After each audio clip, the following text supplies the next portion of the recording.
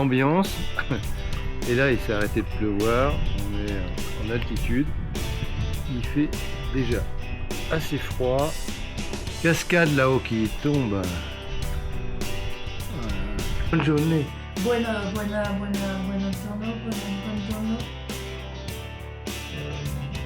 Buongiorno. Buongiorno. Sì.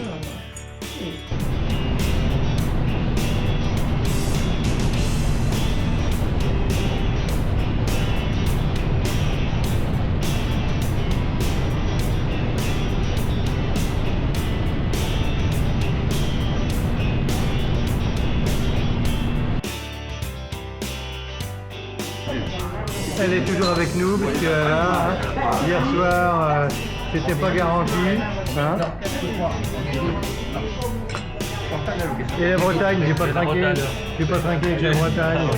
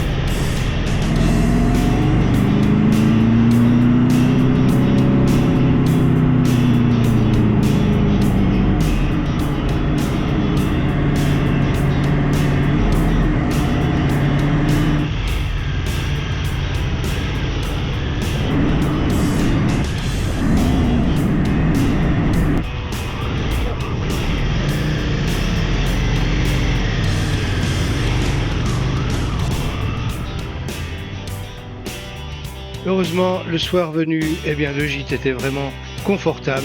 En plus, c'était un restaurant qui faisait des pizzas et des calzones merveilleuses. On s'est régalé. À noter quand même la différence de traitement, monsieur et madame Saint-Joigny, dans la suite, tandis que les gueux partageront leur dortoir. Voilà.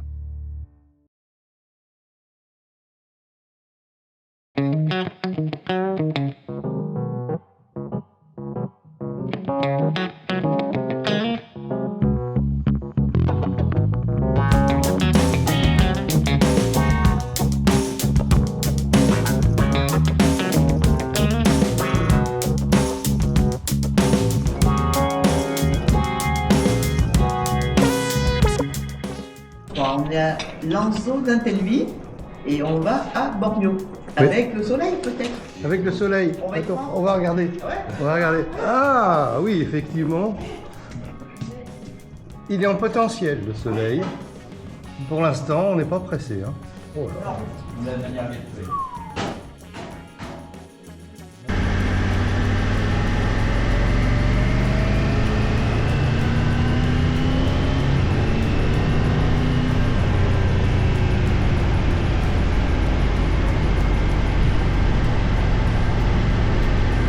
Alors, nous sommes le jour 3 et on redescend Lugano du l'agrotourisme qu'on a fait louer sur les hauteurs de Lugano et on redescend sur le lac de Lugano puis le lac de Côme avant de remonter sur Bormio. Donc autant dire que cette nuit il est tombé une bonne quantité de pluie et là par miracle, ça vient de s'arrêter depuis 1 heure à peu près. Et donc on en profite pour partir et essayer d'avoir une journée un peu plus sympa qu'hier où hier on a vraiment fait une journée de purge où pour venir du point A au point B, il y a 240 km, on a évité de prendre les routes de montagne parce que c'était impraticable. Et on a pris les routes de plaine qui n'étaient qu'une suite d'agglomérations avec des contrôles de vitesse tous les 2 ou 3 km et même plus rapprochés dans les agglomérations. Et vraiment, c'est vraiment une journée de purge totale, puisque pour faire les 240 km qui nous séparaient, voilà le contrôle de la droite, le contrôle de Velocita, 50, et on a mis 6 heures, plus de 6 heures, c'est-à-dire une moyenne de 40 km/h exactement. Il faut dire que les conditions étaient pires qu'aujourd'hui, bien pires. Et la circulation était importante aussi, parce que on aurait mieux fait, on en était à regretter de ne pas avoir pris un petit peu d'autoroute.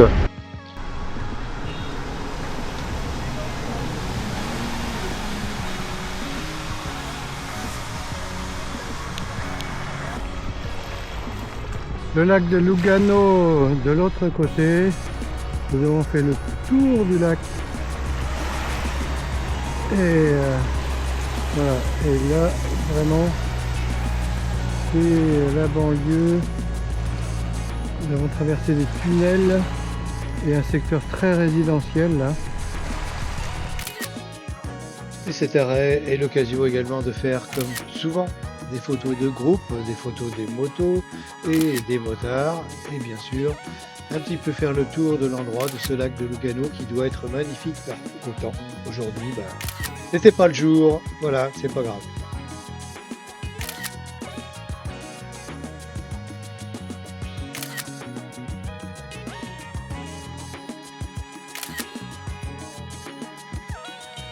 Et nous arriverons le soir à notre destination dans un petit village de montagne très loin des zones touristiques surfréquentées. Non, là c'est un petit village où le patron se démène pour tenir son hôtel, faire lui-même ses pizzas et bien d'autres choses encore.